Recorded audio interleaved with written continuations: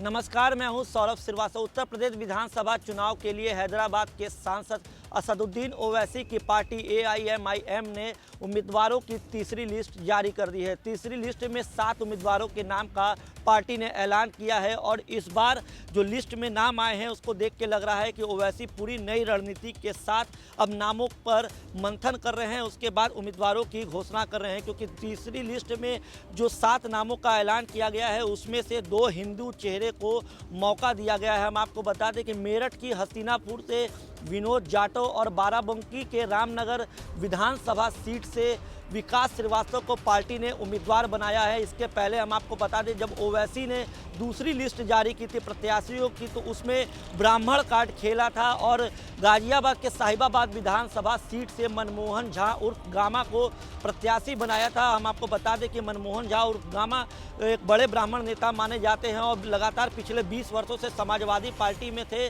लेकिन किसी वजह से समाजवादी पार्टी से उनके वैचारिक मतभेद हुए, जिसके बाद उन्होंने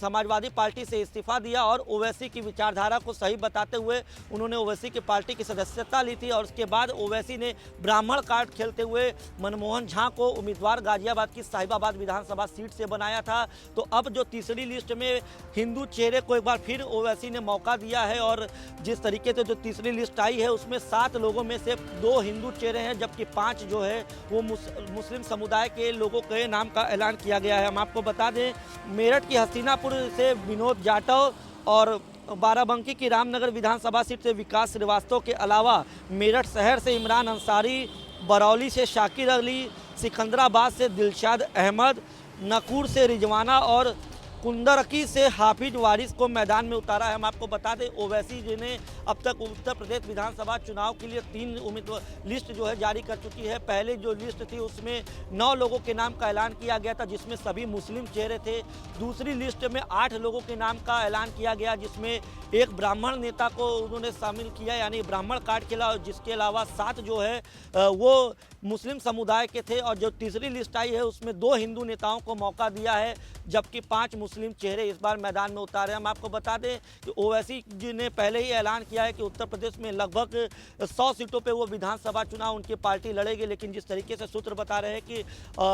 उत्तर प्रदेश में ओवैसी जो है 80 से 100 सीटों पे अपने प्रत्याशियों को उतार सकते हैं। और अब तक जो तीनों लिस्ट के मिला के अगर प्रत्याशियों के संख्या की बात की जाए तो ओवैसी ने अब तक 24 सीटों पर विधानसभा के प्रत्याशी उतार चुके हैं और ओवैसी लगातार जो है वर्चुअली अपने चुनाव प्रचार को भी वो आगे बढ़ाते हुए दिखाई दे रहे हैं। हम आपको बता दें, पार्टी ने जहां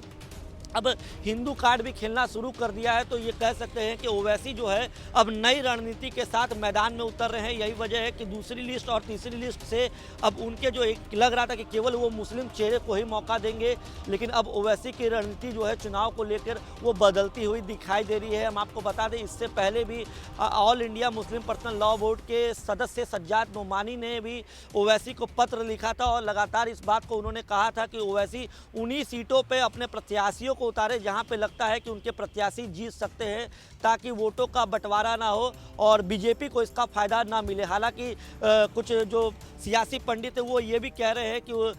ओवैसी जो है बिहार के सीमांचल फॉर्मूले पे आगे चल रहे हैं, क्योंकि पहली लिस्ट और दूसरी लिस्ट जो आई थी उसको देख के ये लग रहा था कि केवल मुस्लिम चेहरे को वो ज़्यादा तवज्जो दे रहे हैं और मुस्लिम बाहुल्य इलाके में ही ज़्यादा अपने प्रत्याशियों के नाम का ऐलान कर रहे हैं। लेकिन जिस तरीके से तीसरी लिस्ट आई और 2 हिंदू चेहरे को मौका दिया गया है उसको देख के अब ये लग रहा है कि ओवैसी की रणनीति जो है अब वो बदलती हुई दिखाई दे रही है।